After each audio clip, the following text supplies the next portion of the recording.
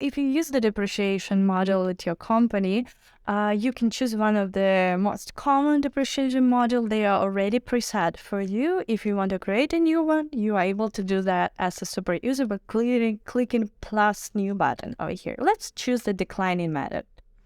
Let's set up how many months you would like to depreciate this asset, and this depreciation model, we would need to calculate the current book value of this asset.